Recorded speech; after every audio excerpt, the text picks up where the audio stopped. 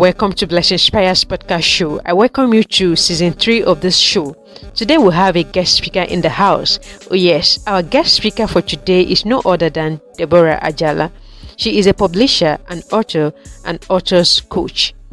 She will be sharing her story with us on how she was able to maximize her skills from grass to grace.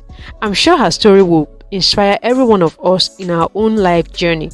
So guys, join me as we welcome Deborah Ajala. Hello everyone, my name is Deborah Ajala. I'm a global author, publisher and coach. I'm so excited to share with you my story, how it started and how the journey has been so far. So let's get right into it. When I was a child, I discovered that I could write, sew and sing. So after secondary school in 2009, I decided to up my sewing skill. I also tried to publish a book that same year, and because I didn't have a smartphone and PC at the time, I had to write with my hands on a 60 leaves book. I wrote for days and nights, made research and all that, but at the long run, after typing it out, I gave the manuscript to someone, and I was sincerely but frankly told that I should not publish the book because I needed to grow more, explore more and understand the topic better. Oh goodness, I felt bad. All the time, energy and resources I put into it just went down like that. So I decided not to write a book again until further notice.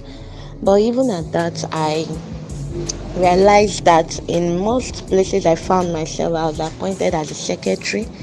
I joined the report team in my church, so I was still writing consistently, just that I had no thought of writing a book. Fast forward to 2015, I started a counseling platform, and as the platform began to grow, people started asking for a physical program. So in 2018, we decided to oblige their request.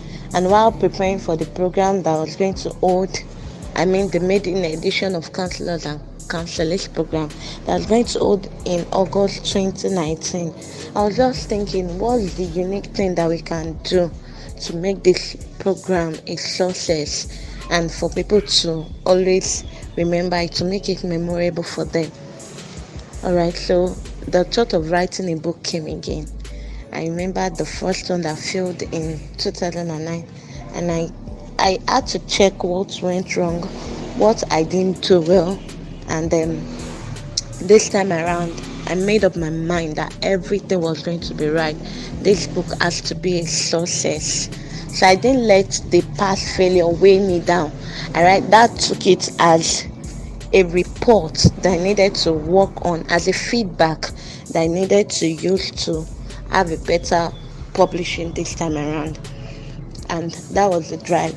So I was in my final year at the time, in that 2018 that we were preparing for the program. So I didn't start writing, but as ideas came to my mind, I just jotted them down. So I finished my final exam in December 2018 and started writing in January 2019. It took me 3 months to write on it. I'm a children minister too, so I took that subject, juveniles and caregivers.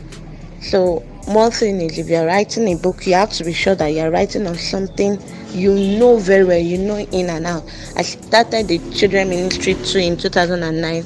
I got trained and certified, so I've been there for a decade and I knew how it goes.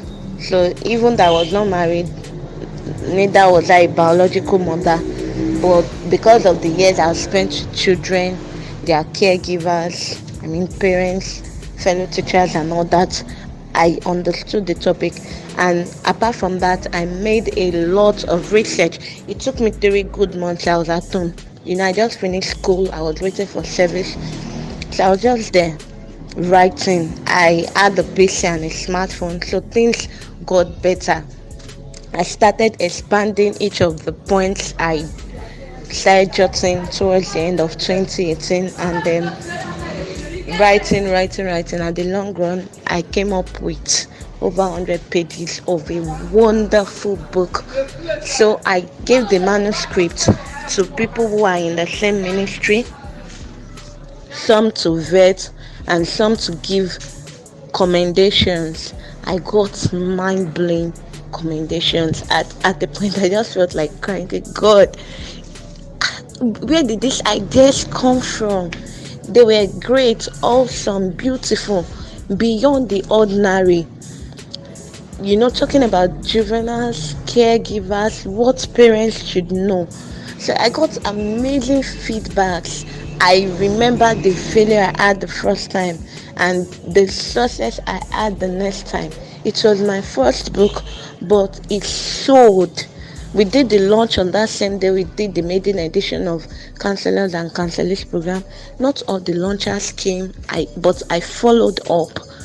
So some of them still got the book paid, and even afterwards, people started talking about it, and that gave opportunity for referrals to come. So it was amazing. People usually have the thought that first book will go wrong, so you should rather give it for free. But on the contrary, mine did excellently well because I used the first one as a feedback. That's not the end of my story. Alright, so I told you I went to up my fashion designing skill. I was working with that till 2020. Yes, I'm sure you're aware of the global lockdown due to coronavirus. So it affected my sewing business, and I was thinking of what's next to do to still earn income even from home. So I started looking for coaches online. Then I got to meet someone who told me, yeah, you could explore your gift, experience, talent, expertise, passion, and skill. I said, what? So I took a pen. I wrote out everything I could do, my gifts, my talent, my experience, everything. I wrote them down. I started weighing my options. And at a point, it just dawned on me, Debbie, you have the gift of writing. Then at the time, I've done an online course on writing. So even though I had no intention of using it for anything, just to improve on myself, because I love personal development a lot. I invest in my personal development. So I felt I have the gift, I have the skill, I have the experience. Yes, I've written a book. I was a published author at the time, and I was the one who even went to the National Library to get the ISBN. So I self-published my book. The only thing my printer did was to print. So I felt that I had the experience as well. I said, yes, this is it. This is the next stream of income that I'm looking for. I love to teach too. So apart from ghostwriting for people, editing their book, helping them get ISBN to publish and all that, I saw that I could also coach authors and aspiring authors on how to get a similar result that I had, or even a better one. And I got started. I went for a series of trainings. I had to learn how to publish online too, on Amazon, Seller, Paystack, Okada Books, and the likes. And that has really helped me, right? So if I had let the first challenge I had, publishing my book in 2009, to weigh me down, apart from the fact that I wouldn't have become a published author, I probably would have been depressed when my fashion designing business went down due to coronavirus, because I used to do more of school uniform contracts. I know school was not on at the time, so nobody was sewing uniforms. So up to now, probably would have been unable to get back to my feet. But because I didn't give room for defeat, I still went ahead to publish the book in 2019. And imagine now what's now happening in 2020, starting a writing, publishing, and coaching business out of that same experience. So I just want my story to help you to know that whatever you experience as a failure is not really a failure in itself. It's a feedback.